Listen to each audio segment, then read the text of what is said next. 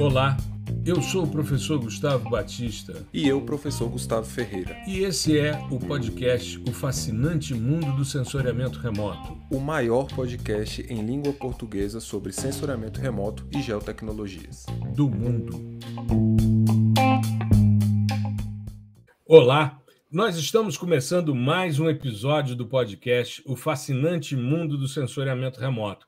Episódio 184, Sensoriamento Remoto e Planejamento da Paisagem. Quase não saiu o número do episódio, de tão emocionado que eu estou com a ilustre presença do professor Rubens Amaral. Mas antes eu quero passar a bola aqui para o meu amigo Gustavo Ferreira. Tudo bem, meu querido? Como é que você está? Fala aí, professor. Tudo bem? Tudo bem, pessoal? Espero que estejam todos bem aí. E hoje a gente vai ter um convidado super especial para falar sobre um tema também que é mega especial, né? A gente costuma tratar um pouquinho dele, né? O professor já falou em alguns outros episódios aqui, mas a nossa ideia é que com o Rubens a gente traga ainda mais profundidade nesse tema que é de extrema importância para a gente. Maravilha. Bom, o professor Rubens do Amaral, meu amigo de longa data, nós nos conhecemos em Xangai, na China, isso em 2017, quando nós fomos fazer um curso a convite do governo chinês sobre desenho urbano e planejamento urbano, enfim, tinha um nome lá que eu não me lembro direito. E eu tive a oportunidade de me sentar ao lado do Rubens, porque saímos de Brasília, o Rubens era da delegação do governo do Distrito Federal, eu da delegação da Universidade de Brasília, fomos daqui para o Rio, passamos o dia no Rio, mas cada um foi para o seu lugar, para seu canto. Eu mesmo fui para o apartamento do meu pai, fui descansar, porque a gente ia pegar uma viagem longa. E depois, à noite, nós embarcamos em direção a Dubai, depois Xangai, ou seja, só Brasília, Rio, Dubai foram 14 horas, e depois mais 7 horas até Xangai, ou seja, uma doideira. E aí me sento no ônibus, saindo do aeroporto, do lado do Rubens, e ali criamos uma amizade que perdura até hoje. Isso já rendeu frutos extremamente interessantes, além, é claro, da amizade sincera, mas o Rubens me convidou, e eu fiquei muito honrado, para eu ser co-orientador de doutorado dele.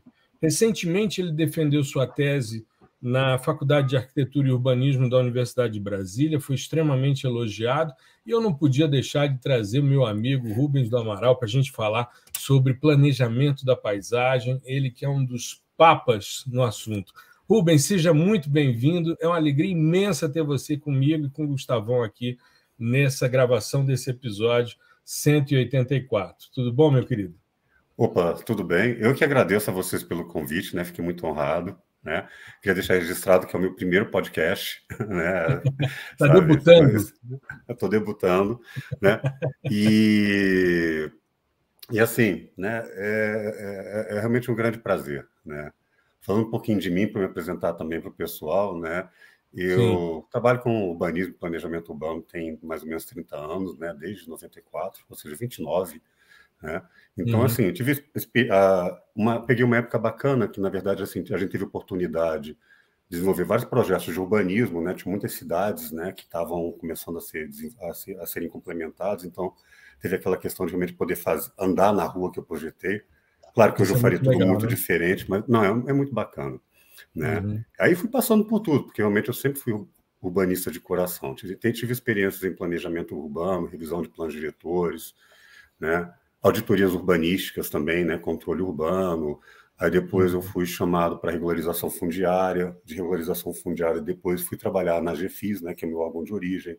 E lá foi bacana que eu fiz uma imersão sou muito grato a eles, uma imersão em planejamento estratégico e gestão de projetos, que foi realmente dar um up, assim, uma visão interessante sobre tudo. Mas aí chegou uma hora que eu pensei assim, olha, acho que eu preciso conhecer um pouco mais do mundo, né? Fui para outra cidade, fui para Belo Horizonte, né? Porque como urbanista, Brasília não é o único parâmetro, né? Então, realmente fui para lá. E aí eu fui fazer o meu mestrado e justamente em cima do estudo dos fluxos de carbono. Foi minha primeira imersão, né, no Laboratório de Recuperação de Áreas Degradadas, a professora Maria Rita, junto com a professora Estael, com quem eu tive também um trabalho muito bacana em morfologia urbana. E realmente, assim, peguei muito aquela questão realmente, entendeu? De como efetivamente a gente maneja muito mal vegetação. Né? Esse foi um dos primeiros pontos, né? Realmente entendendo os fluxos de carbono, como a gente pode efetivamente bombar, fazer com que os serviços ecossistêmicos aconteçam realmente na paisagem, né? Que é outro tema que a gente vai conversar um pouco daqui a pouco. Voltei para o governo, e aí acabou que eu fui chamado para ser diretor de habitação, então realmente, assim, era quase uma das últimas cartelas, né, para praticar como urbanista. Aí tive o prazer de participar e coordenar o início da revisão ou da formulação do novo Plano Distrital de Habitação de Interesse Social, que acabou de ser aprovado agora. E a habitação é muito bacana, porque no meio disso tudo, assim, quando você entra em contato com a habitação, você humaniza muito o olhar. Sim. E eu humanizei também meu olhar em termos da sustentabilidade, né? Ou seja, né, para quem que são os serviços ecossistêmicos, né? Como é que a gente faz com que vamos dizer assim, esses benefícios que a gente pode ocorrer da natureza, eles efetivamente possam chegar até nós na cidade, né? E aí, então, tudo isso começou a me provocar. Aí a gente foi para a viagem de Xangai, né?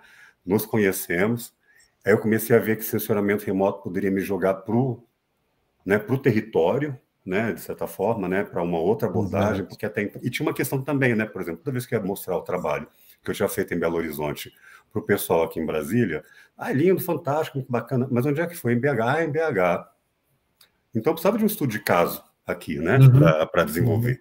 Né? Então, eu tinha realmente essa vontade. E aí, foi a parceria com a professora Maria do Carmo, mas tinha que ter você. Né? E eu confesso que sem sensoriamento remoto, sem as ferramentas, sem aquela coisa arrojada, né, que vamos falar que o sensoriamento permite, né? Eu acho que eu não teria nem conseguido desenvolver a tese, foi muito bacana. Eu me lembro que, antes da gente avançar, me lembro que quando a gente começou a conversar lá no ônibus, indo para o hotel, todo mundo cansado e tal, me lembro que você comentou que tinha feito mestrado, né, falando sobre a questão do verde urbano, a questão do carbono, que havia uma discussão ali sobre carbono no solo. E eu tive a oportunidade de dizer para você que eu estava trabalhando já há bastante tempo, né, com sensoriamento remoto da vegetação, que eu tinha feito vários estudos, uns estudos sobre ilhas de calor, sobre sequestro de carbono intraurbano, e eu tinha desenvolvido e validado, né, um índice de CO2 atmosférico, que depois a gente chegou a fazer um artigo sobre, usando, né, em dados hiperespectrais. E eu estava validando um índice que eu tinha trazido dos Estados Unidos, que era o CO2 Flux, que foi, para quem acompanhou as nossas postagens, que foi a postagem de segunda-feira da semana passada e de quarta-feira, o Rubens falando sobre o CO2 Flux, mostrando, e depois eu exemplificando ali, explicando espectralmente como é que o negócio funciona, né?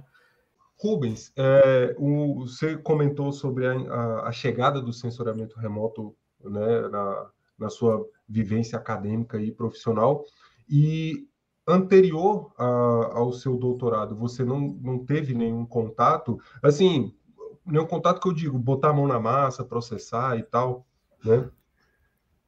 Não, não, eu realmente senti a necessidade disso, né? Na verdade, assim, é interessante isso.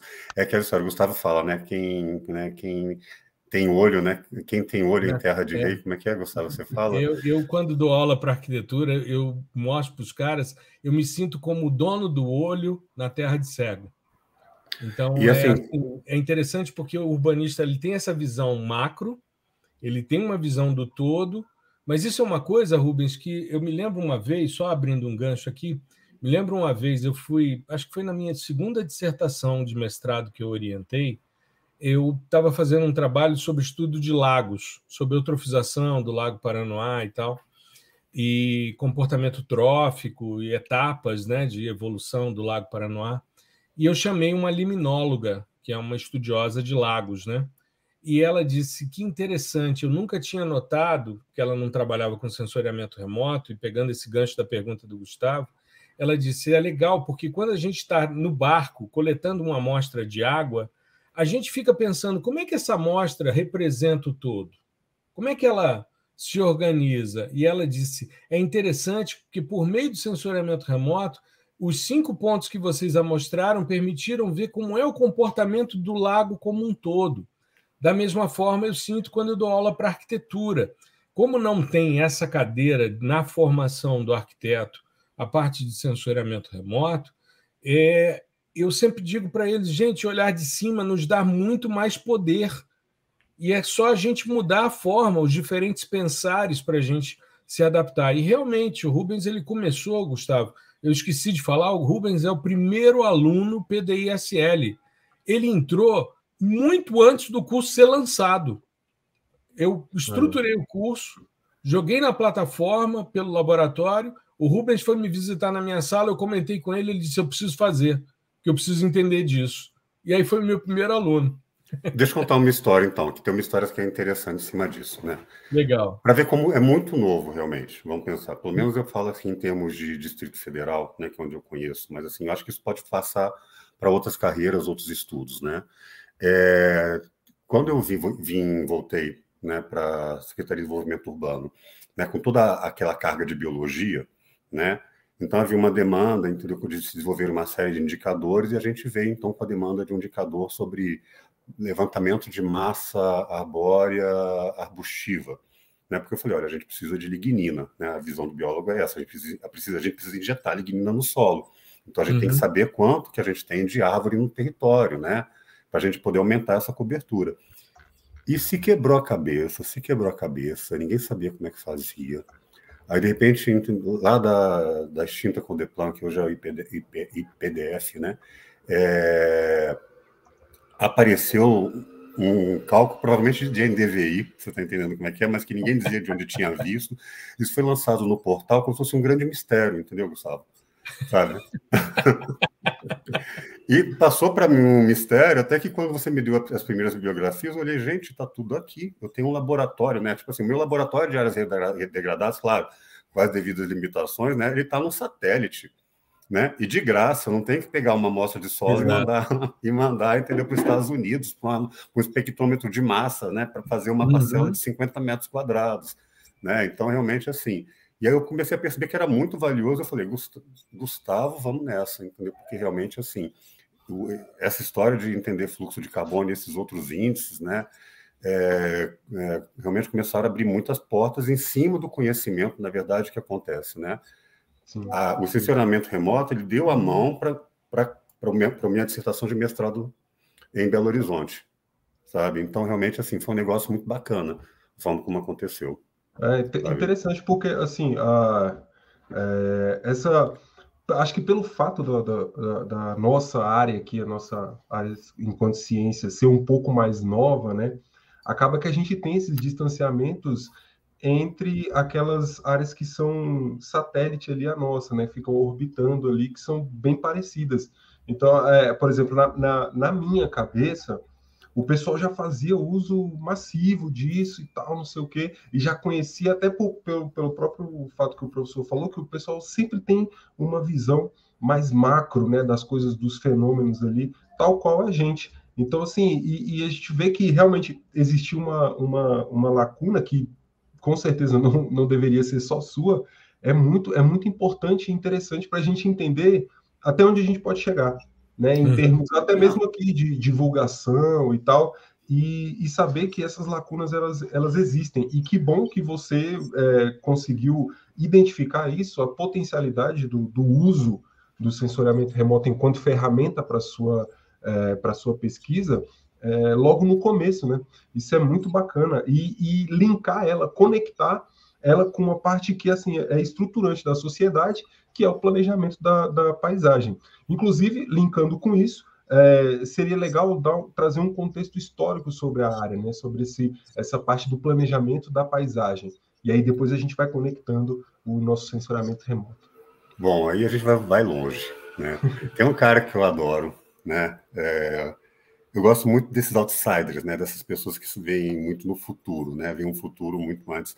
E tem um cara que é chamado George P. Marsh, né? Ele escreveu um livro, Man and Nature, em 1864, olha só, na verdade, 1864.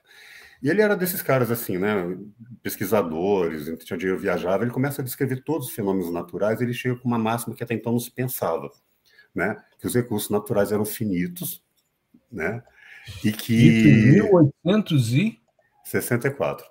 Nossa Né? Senhora. Então ele começa a descortinar isso e ele vai descrevendo. O livro é um barato, assim, né? Você baixa em bibliotecas assim que tem textos antigos, né? Tem algumas bibliotecas específicas disso, né?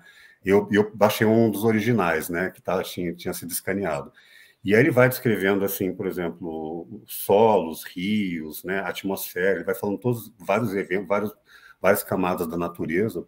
Né, vai descrevendo todos os processos, mas vai mostrando também assim o quanto que o homem depende desse processo para viver a primeira vez, né, que ele insere o homem dentro desse ecossistema, né, e ele também começa a quebrar um paradigma, né, uma coisa que se achava, né, que a tecnologia poderia resolver, né, a ausência de recursos naturais, né, aquela história da sustentabilidade. Então, os primeiros desenhos de desenvolvimento sustentável realmente começou com esse cara, e a ideia de que algo vinha ali na natureza, né, que, de certa forma, é quase a origem do que seriam os serviços ecossistêmicos, né, mas que a natureza prestava serviços e que se a gente não mudasse a nossa forma de lidar com a natureza, se a gente não procurasse viver em harmonia com a natureza, né, a gente poderia sofrer alguns efeitos. Corta a cena, né, vamos conversar.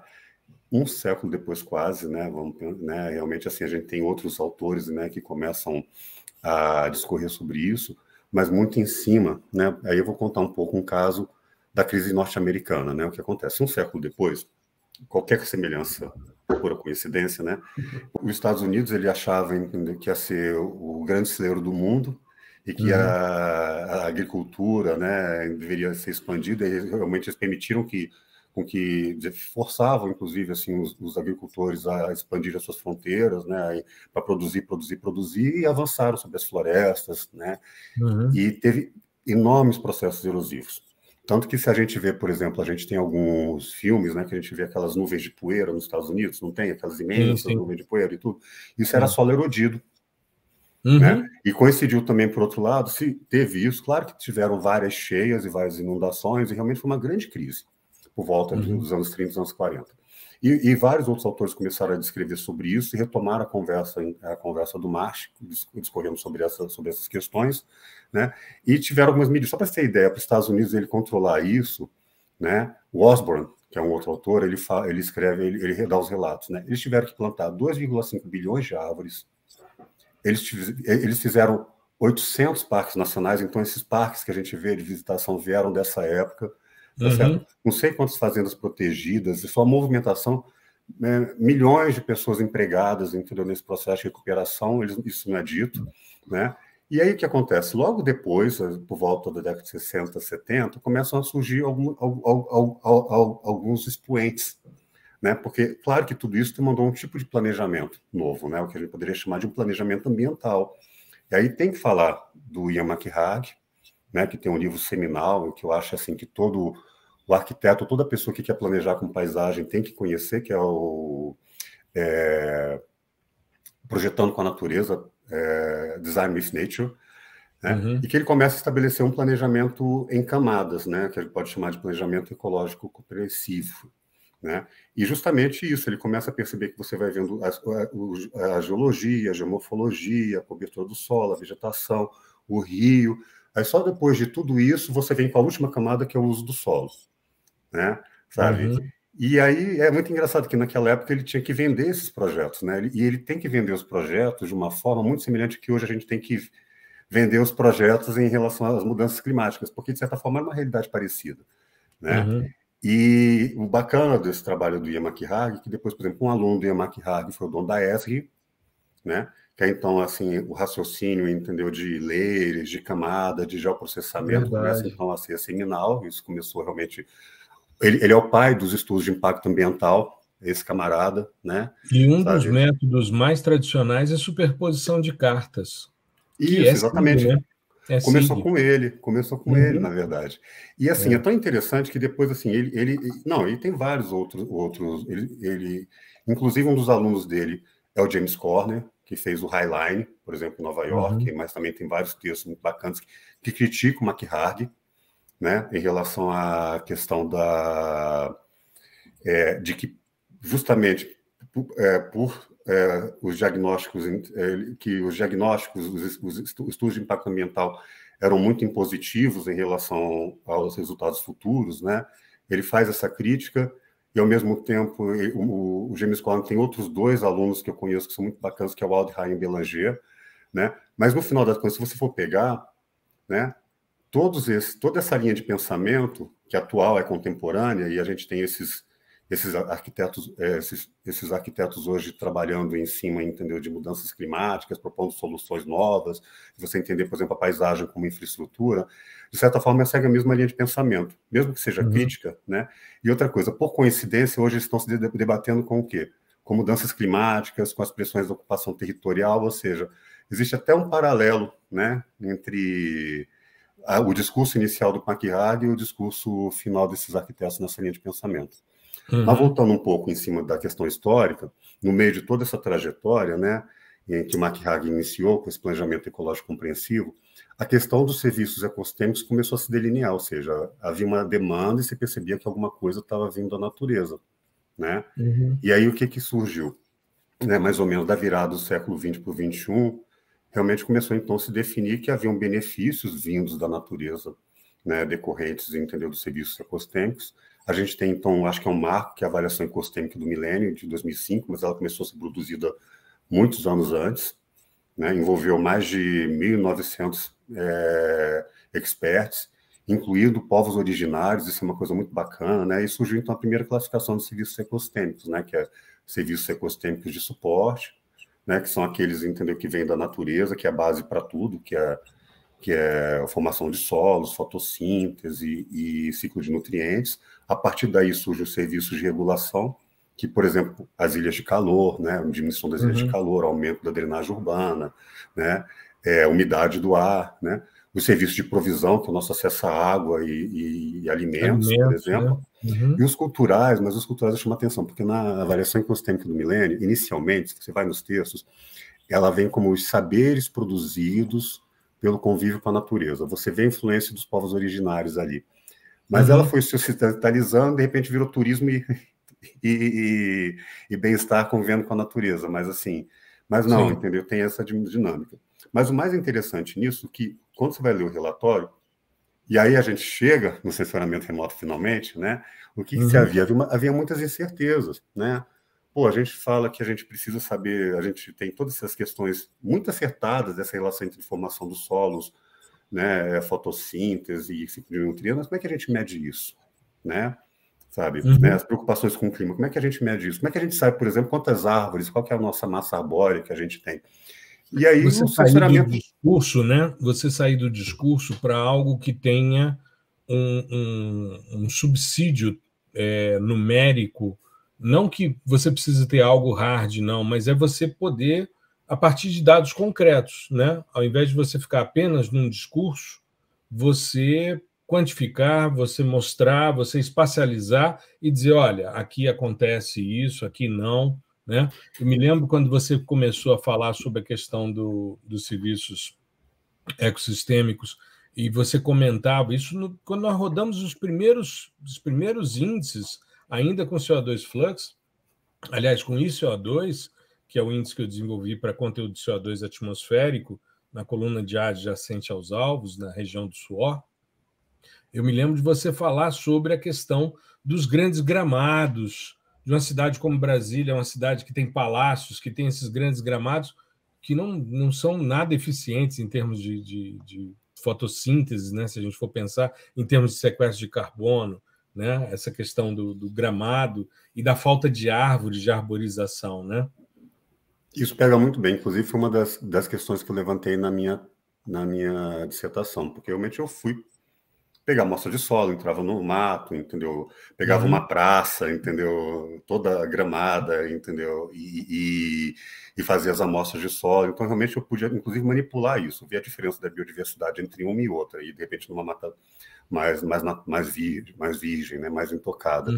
E aí, na verdade, o que acaba acontecendo é justamente isso, assim, e quando dou aula, né, assim, nem falei, né, no meio dessa história todo mundo tem uma pós-graduação, né, arquitetura da paisagem com o pessoal, Porque existe uma gama, entendeu, de arquitetos, né, que não tem conhecimento desses assuntos, não tanto sensoriamento remoto quanto planejamento da paisagem, ecologia da paisagem.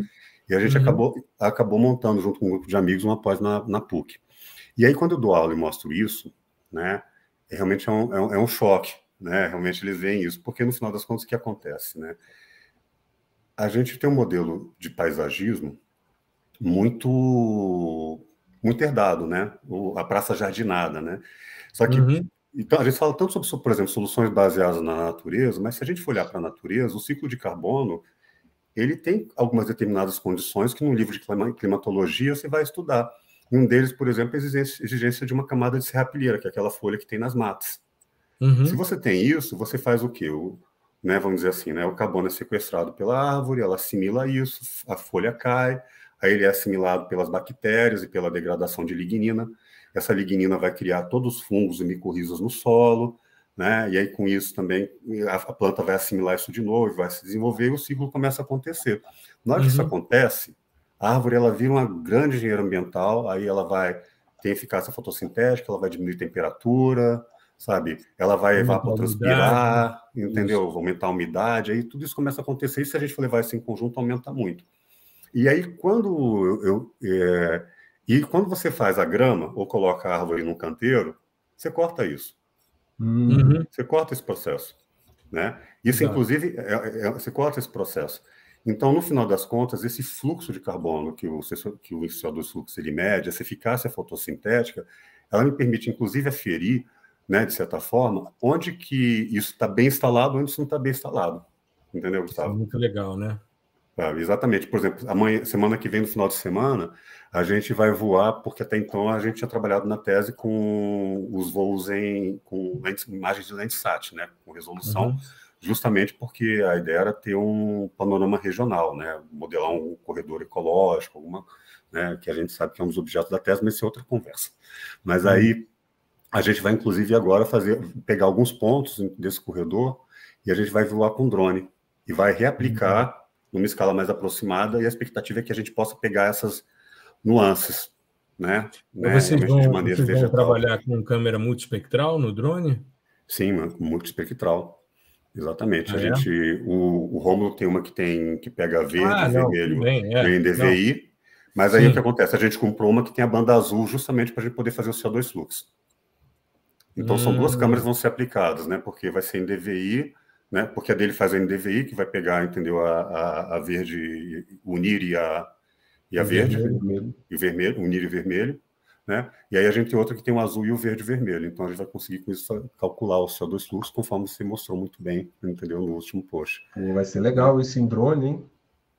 Não, e a gente já percebeu nas prévias, entendeu, que dá samba, sabe como é que é? Porque, na verdade, a gente estratifica, quando você faz a classificação, a gente percebe que o vermelho está bem, as áreas de vermelho, né, que é o CO2 fluxo, são bem antropizadas, né, áreas urbanas ou áreas de fazenda, né, mas já deu para perceber que quando você começa a agrupar um pouco de árvores, a coisa já começa a mudar um pouquinho, mas realmente, assim, as situações de bom CO2 fluxo mesmo, são instalações análogas, como essa eu falei, que a árvore, que o ciclo de carbono está bem implantado. Né? Então, maravilha. Os drones hoje, com a miniaturização dos sistemas sensores, têm permitido muita análise interessante. Me recordo quando um amigo, o Jeff, ele comprou uma Mica Sense, e ela tem, inclusive, o Red Edge, né? Ele tem a borda do vermelho ali, então são 5 bandas espectrais. Dá para você, inclusive, utilizar o SFDVI, que é o índice que eu desenvolvi de profundidade de feição espectral, mas isso é uma outra história. E é muito legal isso, porque você não depende muito da resolução temporal. Você sobe, adquire a imagem, processa e verifica, né? Rubens, eu queria que a gente abordasse um pouquinho, vamos falar um pouquinho sobre esses desequilíbrios das relações entre natureza e ocupação humana, dentro dessa perspectiva do planejamento da paisagem. Eu me recordo quando a gente estava na China, que era comum você e outros colegas da arquitetura, né, como a Gisele, o Marcos Tadeu e tantos outros, falarem que era interessante porque os caras planejavam e executavam o que tinha sido planejado. E a gente percebe que, pelo menos o que eu vi lá das discussões dos colegas arquitetos, era que no modelo brasileiro as coisas eram planejadas inicialmente, começava a executar, depois ajustava o planejamento para a situação que foi conduzida, ou seja, não se seguia tanto o roteiro. E eu acho que, com isso, essas relações, esses equilíbrios entre natureza e ocupação humana se evidenciam nessas falhas de planejamento. Você concorda? Ou não? Na verdade, é meio termo. Acho que evidencia sim, mas acho que o problema é um pouco anterior, né? E, na verdade, até fazendo um hiato em cima da conversa que a gente teve, né? Que a gente falou do Makihage e a questão do surgimento do conceito de serviços ecossistêmicos, a gente tem que falar um pouco, entendeu, sobre a nossa economia industrial, né? Porque o que acontece? Mesmo com tudo isso, mesmo com tanta gente, vamos dizer assim, competente, que ao longo do início do século XX começou, do final do século XX para o XXI, começou realmente a produzir esse planejamento ecológico compreensivo, né? A gente viu que ao longo do século XX, entrando um pouco nesse, muito da nossa produção de cidade ainda é muito baseada no modelo rua, quarteirão, lote, né? E uma rua, quarteirão, lote que foge, por exemplo, dos aspectos do sítio, né? Se a gente for falar, por exemplo, de modelos de elevação digital, né, que a gente vê, de repente, todas aquelas suavidades, né, e vales, né, onde a gente tem nascentes, a rede hidrográfica, né, por exemplo, um exemplo é Belo Horizonte, né, que veio numa ótica higienista, né, em que simplesmente você tinha Curral del Rey, né, que era uma área que tinha todos meandros e córregos, né, tinha toda uma declividade que existia ali, e de repente você vem com uma quadrícula em cima. E essa quadrícula em cima, esse quarteirão, a gente vai pensar em Rio de Janeiro, a gente vai pensar em Nova York, a gente vai pensar em vários modelos de implantação, né, que foi produzido. Isso tem muito a ver também com um crescimento muito polêmico que eu vou falar agora, mas tem autores que falam isso, né, que é justamente do desenvolvimento das engenharias, da engenharia cinza, como a gente vê, da engenharia civil, que criou realmente um modelo de recurso rápido, né? Assim, você vai, implanta a cidade, você faz a infraestrutura, você cria uma rede de drenagem, um conceito que você vai captar rápido a drenagem, vai jogar no rio. Só que o que a gente está vendo mais ou menos quase um século depois disso, né? Que essas infraestruturas já não estão mais dando conta, né? Assim, a gente fala de uma necessidade de um equilíbrio da relação homem-natureza lá em Marshall, em 1864, né? Mas se a gente for observar hoje, o que a gente está vendo? As inundações cada vez mais constantes, né? Muitas ruas e avenidas que foram, vamos dizer, com rios retificados, né? Que existem em fundos de vale, que estão cada vez mais alagadas, né? E aí a gente começa a observar doido, que... Né? Isso é muito doido. Só um exemplo, por exemplo, na frente da casa do meu filho, em São Paulo, na frente do prédio dele, tem uma nascente, porque ali é um rio canalizado, mas ele fica... Tem um trechinho dele que fica ali passando na frente da calçada o dia inteiro, o tempo todo. Isso na Bela Vista, em São Paulo, do lado da Paulista. Então é muito doido. O rio está canalizado ali embaixo, é um prédio antigo, porque é um bairro estabelecido, é perto ali do Maxud Plaza. Cara, o tempo todo, o ano todo, você tem água ali vazando e tal, porque é um extravasamento do rio. É muito doido, porque de repente dá uma chuva, alaga, e os caras não entendem, porque, de repente eles ficaram debaixo d'água, né? E o pior é que é recorrente, né? Todo ano acontece, Todo ano. Mesmo assim. Exato, o ano todo você vê isso. A engenharia acaba que não acompanha, né? Claro que tem um fator econômico também, né? De você estar sempre reformando, né? Mexendo nas questões de infraestrutura, de grandes infraestruturas urbanas, mas assim, parece que não acompanha, né? A coisa vai crescendo, vai acontecendo, vai tendo recorrência, e aquilo que foi feito para comportar o fenômeno ali foi feito há 50 anos, 60 anos, 100 anos, né? E as coisas elas não andam juntas, estão sempre defasadas, né? E Gustavo, olha só que interessante, hoje em dia a gente está vivendo num processo que a gente percebe, por exemplo, eu fui preparar uma aula para os alunos em que eu comecei a levantar aqui em Brasília, que eu queria fazer uma contraposição sobre chuvas e secas, né? Aquele um período de muita chuva, um período de muita seca.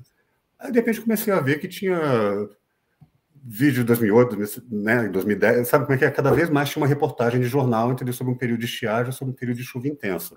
E se a gente for observar, as chuvas estão cada vez mais curtas, assim, já os períodos de chuva estão ficando maiores e mais intensos, né? Por outro lado, as estiagens são maiores. E aí você começa a observar que, como é que eu vou dizer? Não dá para a gente ficar toda vez aumentando a seção de galeria pluvial. Alterando, né? Tem um custo, alterando, né? Não tem isso, sabe? Assim, uma coisa assim. E aí eu gosto muito de uma fala do Pierre Bélanger, que ele levanta essas questões realmente da engenharia muito bem, que tem um livro dele que chama Landscape Infrastructure, infraestrutura da paisagem, né? Que é até um tema que eu gosto muito, né? Em que ele fala que as infraestruturas do futuro são energia solar, solo e árvore, né?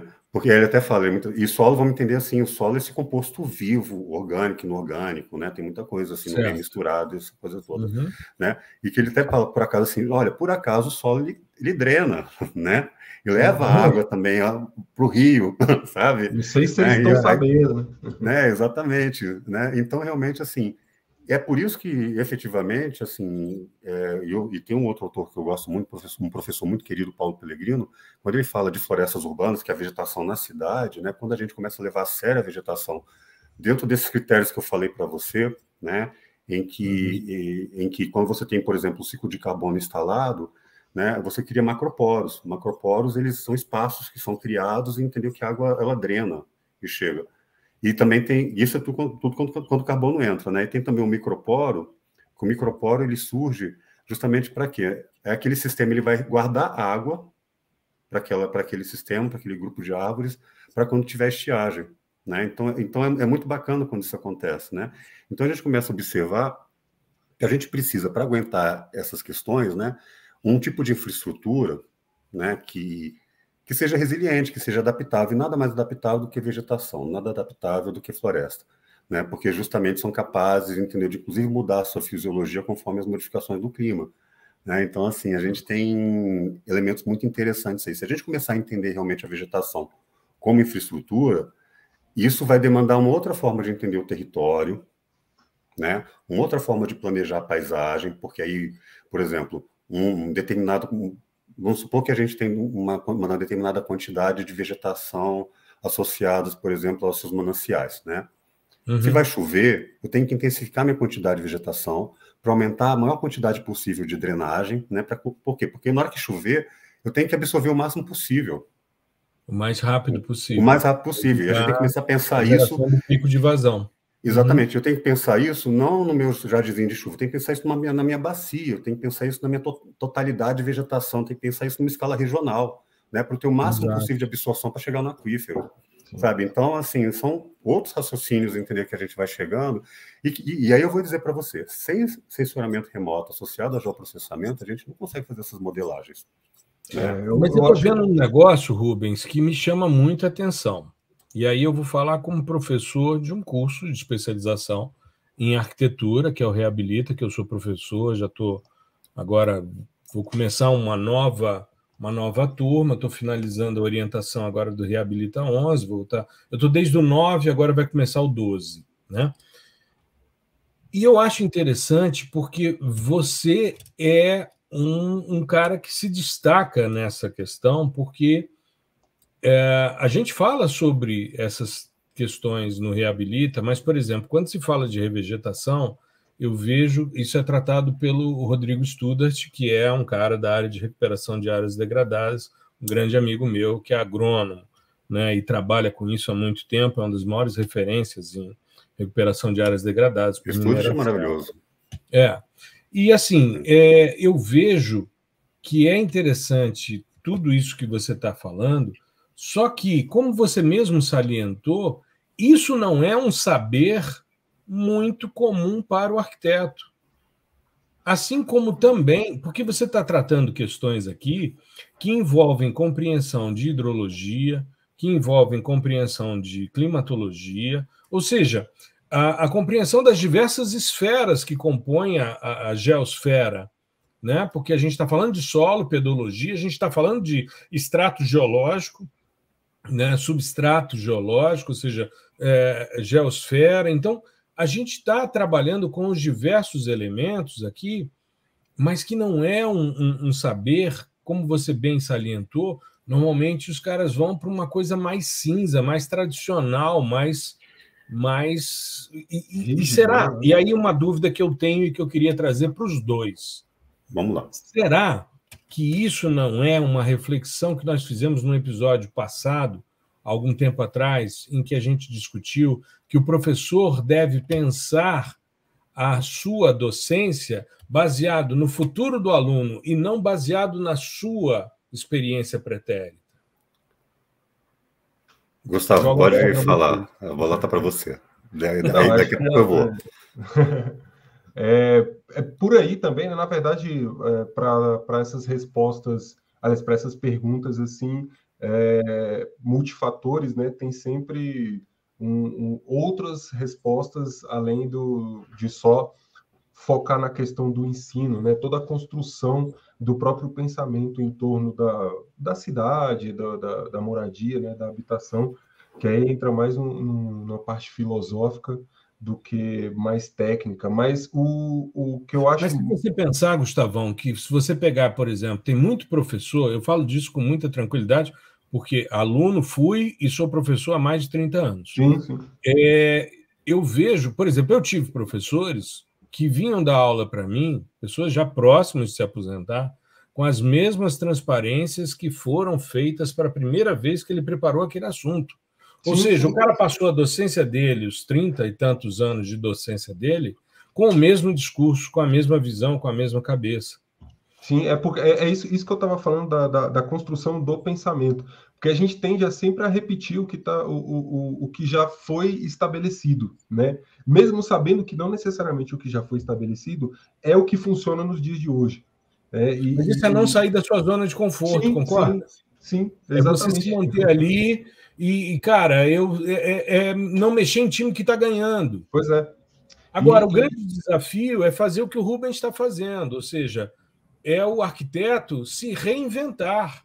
É como ele falou num determinado momento aqui da fala dele, do início da fala dele, né? Ele vindo com uma visão do biólogo.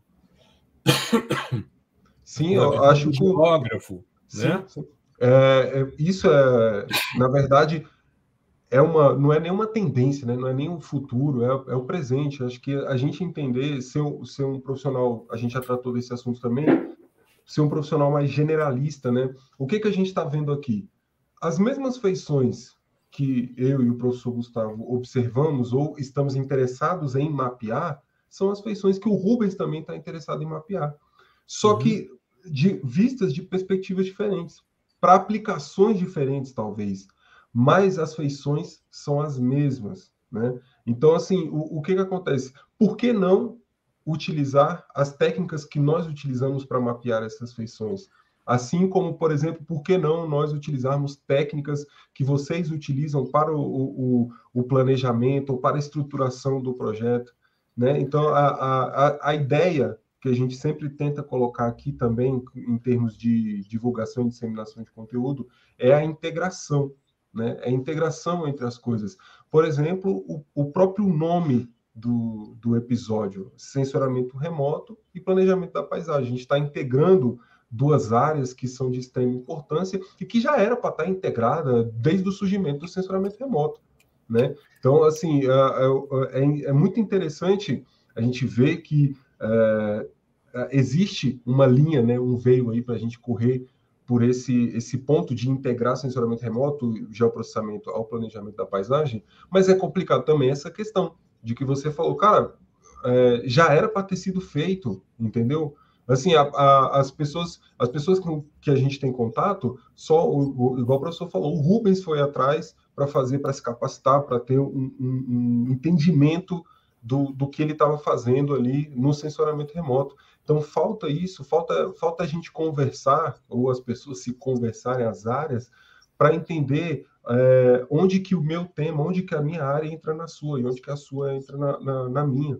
para a gente conseguir fazer projetos cada vez mais integrados. Eu acho que a chave é a integração, né? Assim como no último tópico aqui do nosso episódio, a gente vai falar também sobre a questão dos serviços ecossistêmicos, e o sensoramento remoto, né? Então, mais uma vez, é sobre a integração das coisas, né? Então, mudar a cabeça, mudar o pensamento, é difícil pra caramba, a gente sabe e tal, mas é imprescindível. A gente tem, para conseguir implementar essas coisas. Então, pô, o Rubens traz um monte de pensamento legal sobre a questão do planejamento, sobre como pensar a cidade, né? Como pensar ali a organização em termos de habitação. Assim como a gente traz um monte de técnicas interessantes e processamentos extremamente inovadores para extrair métricas para você planejar.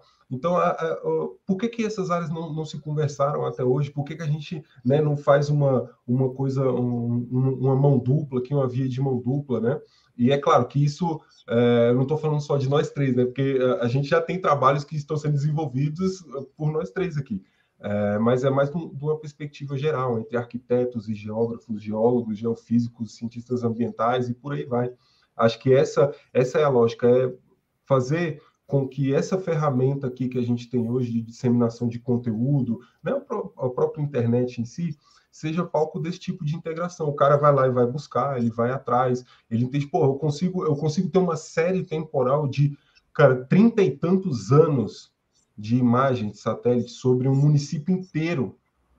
Então, olha o tanto de coisa, o tanto de detalhe que eu posso ter. Eu posso construir um histórico muito importante, eu posso ter uma capacidade preditiva muito grande em cima disso, né? E colocar a luz disso sobre a parte do urbano, né, é extremamente interessante e é a tarefa do pessoal da arquitetura, claro, utilizando os métodos do sensoramento remoto.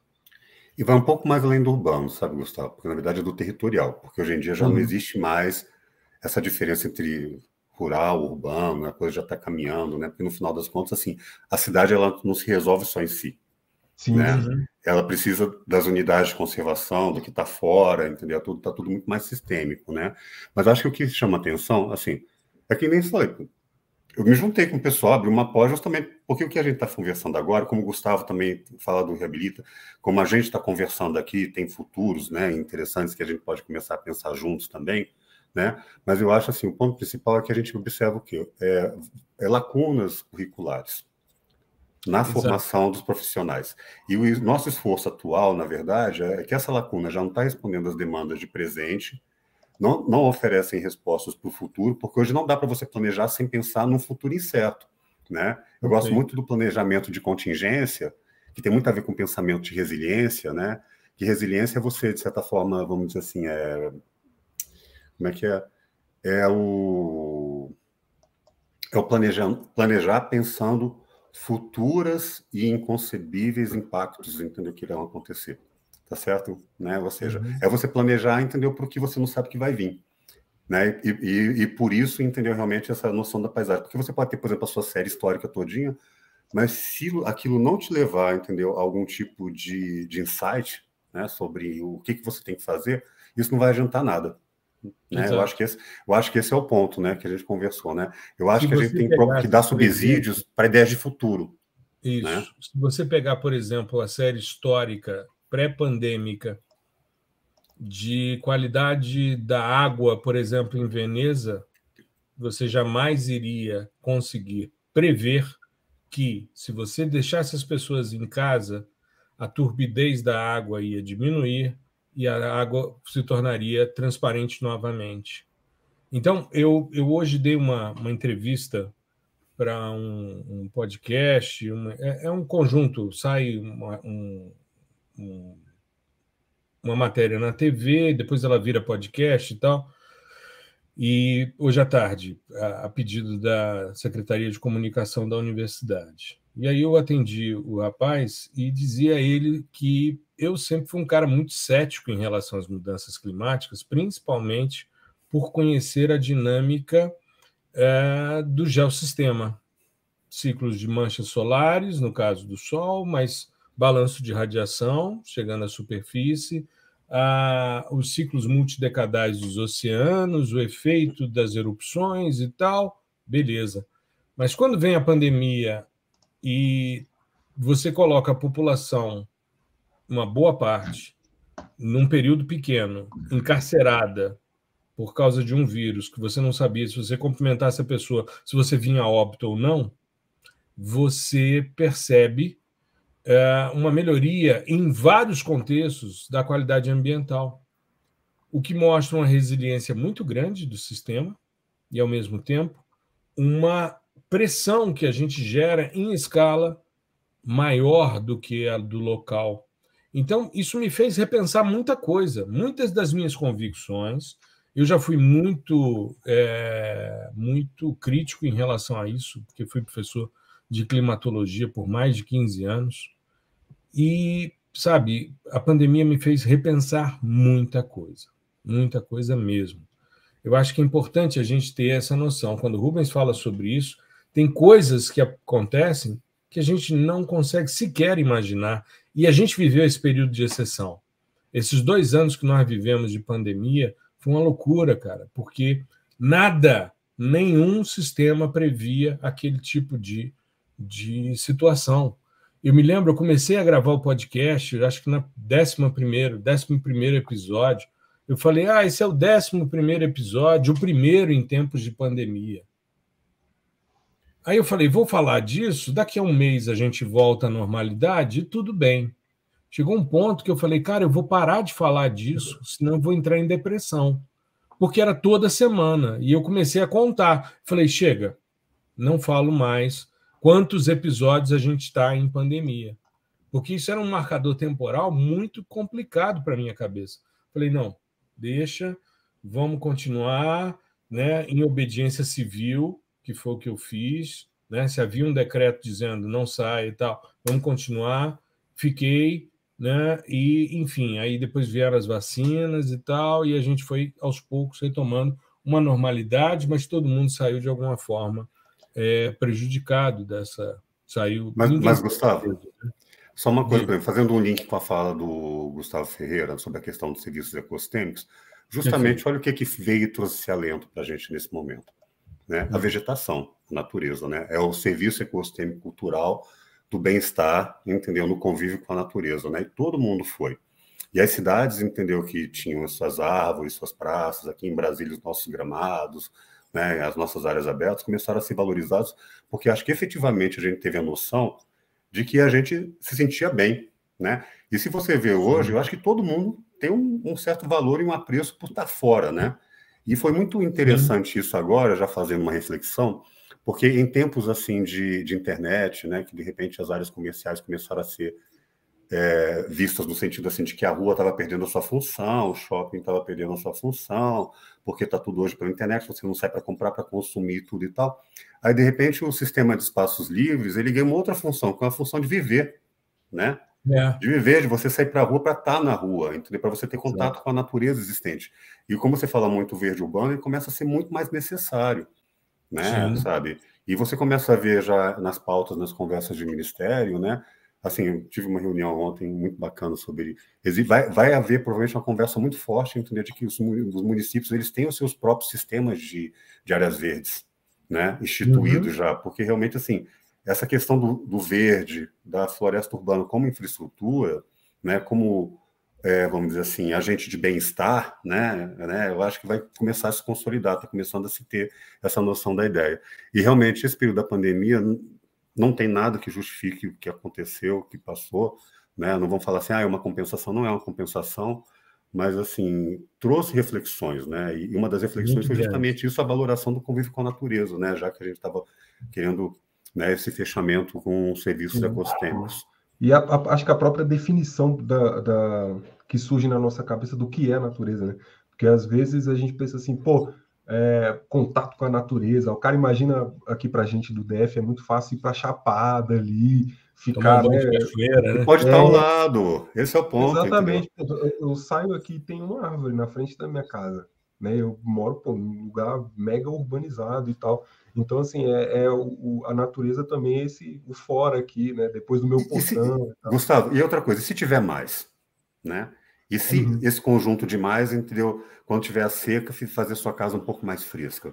Você está entendendo? Eu acho que o discurso ambiental, eu falo muito assim, teve uma conversa num curso de recuperação de rios urbanos que eu estava fazendo, né? Dei uma palhinha lá, a gente estava conversando sobre isso, né? eu acho que a legislação ambiental, né, os instrumentos ambientais, o ponto comum entre os instrumentos de legislação ambiental e a legislação urbana é a justiça social, né? Esse é o ponto que vem, né? Então, realmente, a gente tem que começar a olhar, né, que é um direito eu ter acesso a um serviço ecossistêmico, é um direito eu ter acesso à natureza, é um direito eu ter acesso a um conjunto de árvores, né?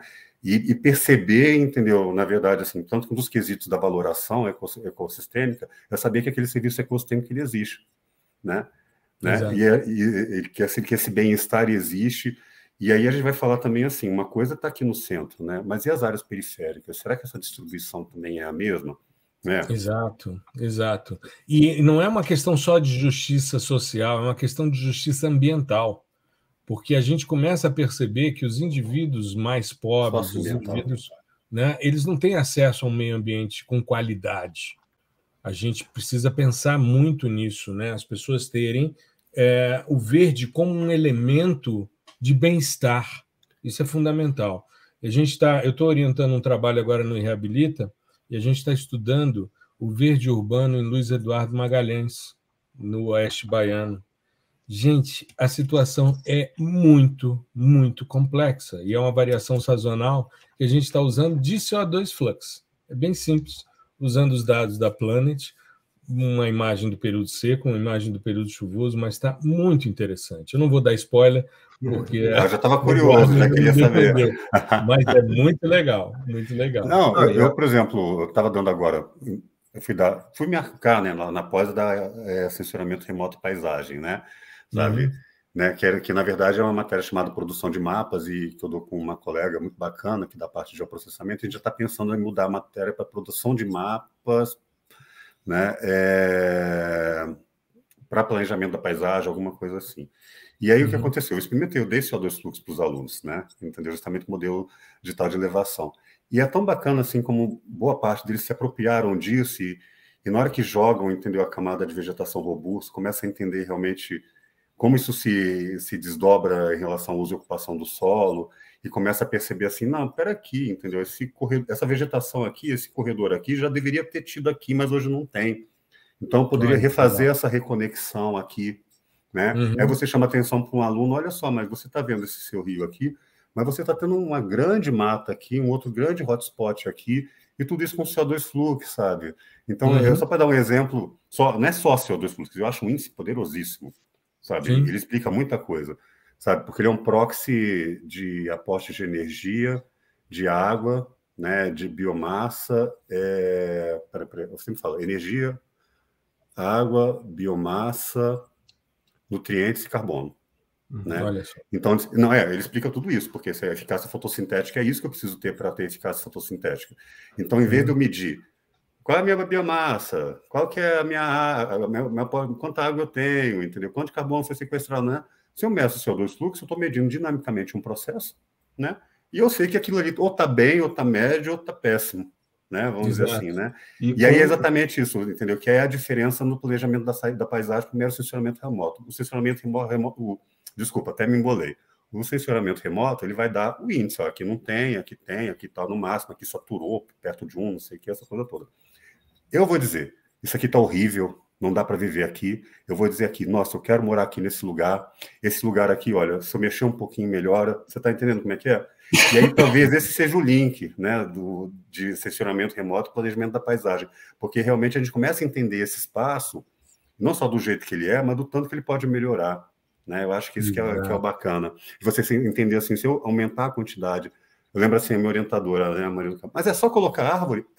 É colocar árvore é bom pra caramba. Sabe? É um barato, é uma grande engenharia ambiental, como algumas literaturas falam, sabe? Então, não é só, né? É colocar, sabe? Mesmo. Exato. E eu acho legal essa questão, só para fechar aqui, perfeito, de mostrar que o sensoramento remoto ele tem essa relação muito forte com esse entendimento mais macro da paisagem. E pode ter, se a gente fizer a ligação. Então, mas, claro. Mas, assim, o potencial de você provar isso, né, pelo visual. Então, você mostra para a pessoa. Né? Você fala, não, essa ferramenta aqui, ó, é ótima, é perfeita para a gente trabalhar isso. Tá, mas como que ela funciona? Aí você pega lá e mostra exatamente o que está acontecendo. Você tem a possibilidade de mostrar o dado sem estar processado, vamos dizer, sem ter calculado o CO2 flux, né? Então, ó, o comportamento natural, normal, né? O que você vê com os seus olhos é isso aqui. E daqui a gente consegue extrair esse outro cara que consegue me dar um tipo de métrica, um indicador que seja, do que está acontecendo aqui em termos de análise de paisagem de uma perspectiva mais macro. Então, não é só um número. Você não pega dali... É claro que, no final das contas, tudo vai ser um número, né, tecnicamente falando.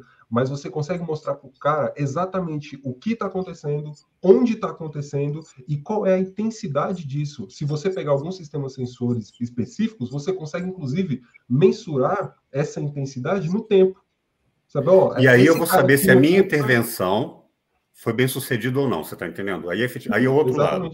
É o outro lado também, que é o outro lado, por mais que eu fale desse sentimento, desse juízo de valor, do bom, do ruim, não sei o que, essa coisa toda, né? Eu preciso ter a métrica certa, né? Para daqui a 2 anos, 1 ano, depois que eu estabeleci, por exemplo, uma ação de recuperação de áreas degradadas, entendeu? Fui lá, revegetei um rio, eu posso saber assim, essa vegetação, porque não é só uma questão de colocar número de árvore, um bando de gente faz, né? Plantei 500 árvores, não, essa árvore está implantada certa, está fazendo a fotossíntese certa, aí...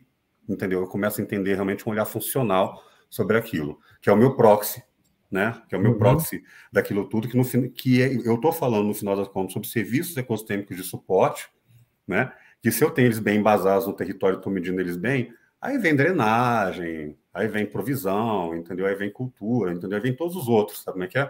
Porque, inclusive, tem isso também, né? Assim, serviço ecossistêmico vem penca. É uma coisa tão bacana.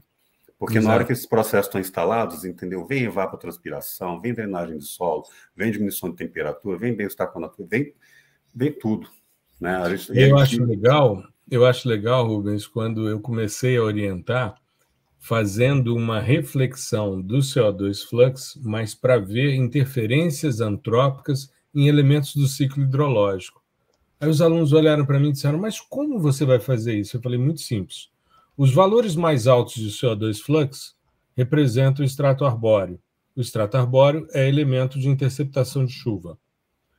Aí você tem o processo de escoamento. Aí você tem aqui as áreas com vegetação mais baixa, um valor intermediário, em que você tem as áreas de infiltração.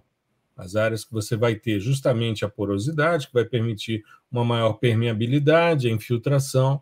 Então, são áreas de infiltração e posterior percolação.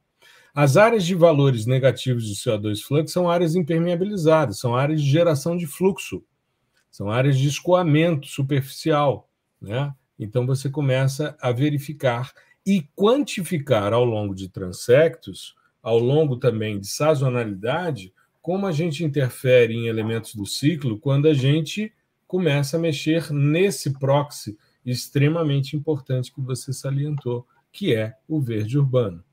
Só para exemplificar que proxy, para quem está ouvindo o podcast, é como se fosse, né? Não tem uma tradução exata, né? Que a gente fala é proxy de explica alguma coisa, né? Também não tem uma tradução muito boa para português, né? Eu lembro que eu penei muito e acabei usando proxy. Mas justamente isso, a gente procurar indicadores que explicam um quadro o desejado, né? Uma visão até, eu acho que é muito mais, que permite até uma visão mais interpretativa da realidade, né? Na verdade, né? Você olha aquilo daquela forma e você entende que aquilo ali representa um determinado tipo de cenário e aí você tem possibilidade de manejando esse cenário, né? Sabendo que aquilo vai dar. Maravilha. Eu acho que a gente tem muito pano para manga e ainda temos alguns episódios aí para a gente esgotar uma parte da temática. Exatamente. Né? A gente ainda vai falar aí sobre a tese do Rubens, que foi um trabalho que muito me orgulhou. O Rubens é daqueles outliers, assim, aqueles alunos assim, tipo o Gustavão também, são aqueles caras que produzem e tal. Quando você vê, de repente você descobre que você publicou um artigo porque o cara, né, rapidamente mandou para uma revista, para um evento internacional, e quando você vê, seu nome está lá, e você fala, caraca, aquelas discussões que a gente fez ainda há pouco já estão materializadas e tal. Ou seja, é o estudante que, assim como o Gustavão, são os caras que todo orientador deseja ter, né? E a gente, com o tempo, começa a ter, né? Mas é sério. Eu tenho aqui a oportunidade e a honra de estar conversando com 2 orientandos meus, que são figuras que são diferenciadas. Aliás, eu dei sorte, muita sorte na vida, de ter muito bons orientandos. Tive uns nó cegos também, sabe? Acontece. Também, que acontece, tive uns que me deram muito trabalho, teve gente que desistiu, e tudo bem. Mas eu tenho, assim, eu acho que, em função da relação que a gente vai estabelecendo com as pessoas, a gente acaba tendo respostas muito gratificantes, né? E o Rubens é esse cara diferenciado, sim. Então, eu já falei sobre isso no post e nos stories que andei fazendo essa semana. Sigam o Rubens nas redes sociais, né? A gente vai começar agora a fazer algumas publicações conjuntas, né? Nas segundas-feiras a gente vai fazer uns posts para a gente começar a mostrar mais dessa relação entre o planejamento de paisagem. Eu fiz muita coisa ao longo da minha trajetória, tive a oportunidade de mostrar para os dois num almoço que a gente fez outro dia, mostrar trabalhos antigos em Águas Emendadas, em APA de Cafuringa e tal, que tem uma relação muito intensa com o que o Rubens trabalha, o que o Gustavo pesquisa também, ou seja, é uma sinergia muito boa que está se construindo aí e que vai gerar frutos futuros muito interessantes. A gente tem sempre a ideia, Rubens, romântica, de que a gente vai conseguir fazer episódios de 30 minutos, mas a gente não consegue, entendeu? A gente não consegue, porque o bate-papo é sempre muito legal, a gente já extrapolou aqui 1 hora, mas, enfim, é por aí. Eu acho que esse é o primeiro de muitos episódios, a gente vai ter que explorar a boa vontade do Rubens aí, né, Gustavão? Com certeza. É um prazer que isso. Entender mais sobre planejamento de paisagem, ecologia de paisagem, arquitetura da paisagem, né, que são temáticas extremamente interessantes. E eu já estou pensando nas minhas aulas do Reabilita também, o que eu posso mudar, o que eu posso inserir, quais são os contextos, enfim. Eu nas minhas também, eu acho que é isso, na verdade, né? Não tem troca, tudo é troca, né? Não tem como, né? Sabe? Exato. Do mesmo jeito que a gente é professor, a gente é estudante também. Eu não vou parar de isso aí esse é o ponto, aliás, né? O professor que mais aprende, né? Se você quer aprender alguma coisa, ensine. Exato. Isso é uma máxima que funciona demais. Quer aprender? Ensine.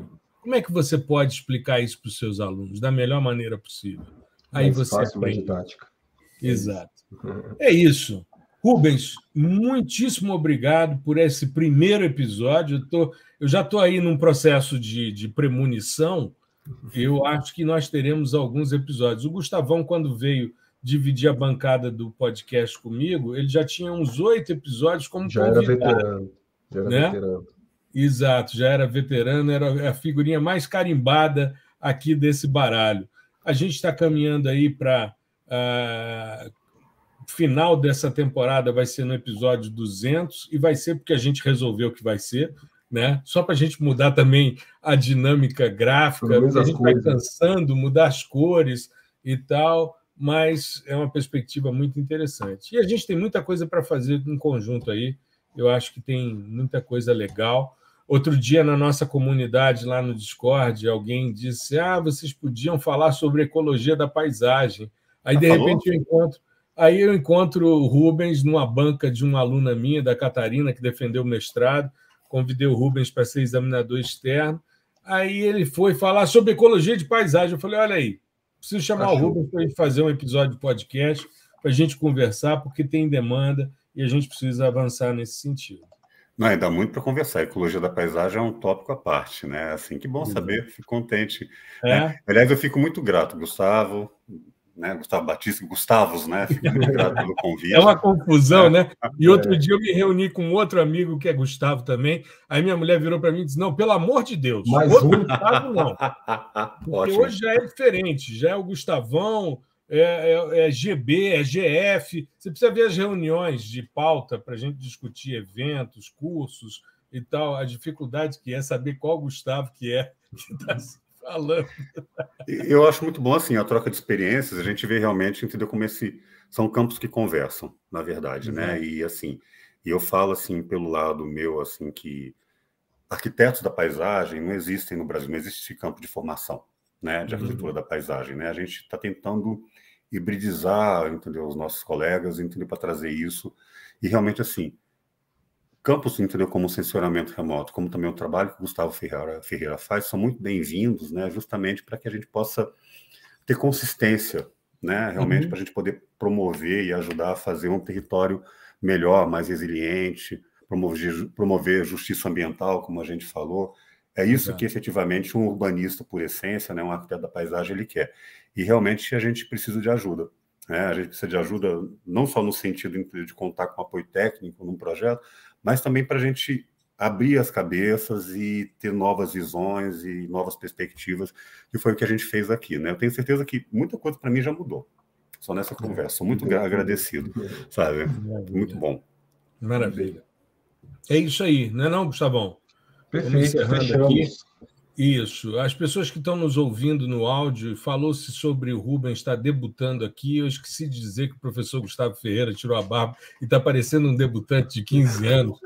Mas então, foi um acidente de percurso. Está ouvindo na plataforma de áudio, já corre para o nosso canal no YouTube para você não perder essa oportunidade de ver Gustavão aí, né? Aliás, o irmão mais novo dele, de 15 anos de idade, que está aqui com a gente, porque o Gustavo Ferreira não pôde estar presente hoje e tinha um compromisso prévio. Mandou seu irmão mais novo para vir aqui falar com a gente. Que bom que pareço mais novo.